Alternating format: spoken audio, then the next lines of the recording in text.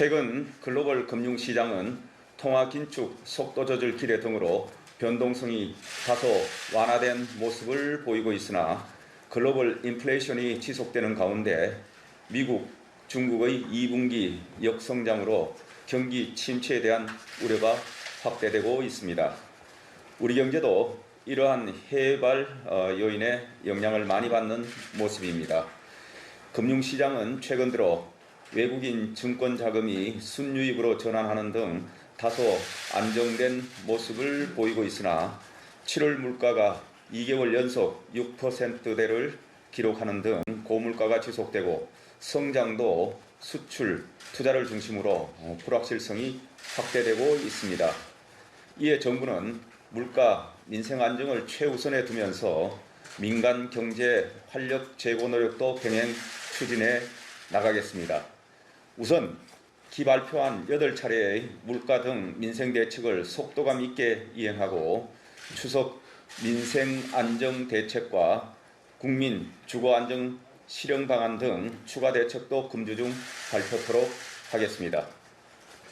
민간 경제 활력 제고를 위해 규제, 구인낭, 자금 조달 등 기업 애로를 신속히 해소하고 수출 활력 제고 방안을 빠른 시일 내에 마련하는 등 지난달 발표한 반도체를 시작으로 업종별 지원 전략도 순차적으로 마련하여 수출 및 투자 확대를 적극 뒷받침하겠습니다. 다음으로 최근의 구인난 해소를 위한 지원 방안을 말씀드리겠습니다. 최근 취업자 수, 고용률 등 안정적 양적인 고용 지표는 대체로 괜찮은 모습을 보이고 있으나 산업, 업종별로 체감 고용 상황이 상이하고 일부 산업 현장에서는 구인난을 호소하고 있습니다.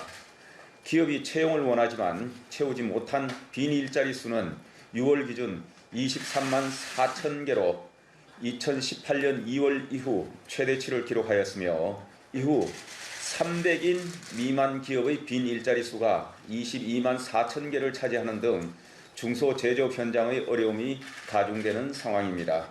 특히 수주 실적이 개선되고 있는 조선업의 경우 하반기부터 생산 인력 부족이 심화되고 있습니다. 이러한 산업 현장의 인력 부족 문제가 경기 회복에 걸림돌이 되지 않도록 정부가 적극 지원해 나가겠습니다. 우선 미입국 외국 인력 4만 2천 명과 하반기 배정 인력 2만 1천 명은 신속히 입국할 수 있도록 조치하고 추가 소요가 있는 산업에 대해서는 8월 중 금년 쿼터를 추가 확대하는 한편 내년도 쿼터도 금년 중 최대한 조기 확정토록 하겠습니다. 특히 조선업 전문 인력 부족에 대응하여 당장 9월부터 용접, 도장공 등 외국인 신규 기능 전문 인력을 최대 9천 명까지 도입하고 현재 2천 명 규모인 숙련 기능 전환 인력도 조선업에 대해서는 별도 쿼터를 신설하겠습니다.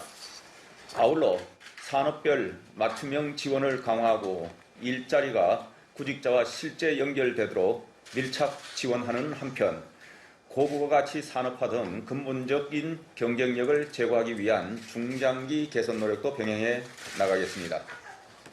한편 최근의 어려운 경제 상황을 이겨내기 위해 공공부문에서도 강도 높은 혁신을 추진하고 있습니다.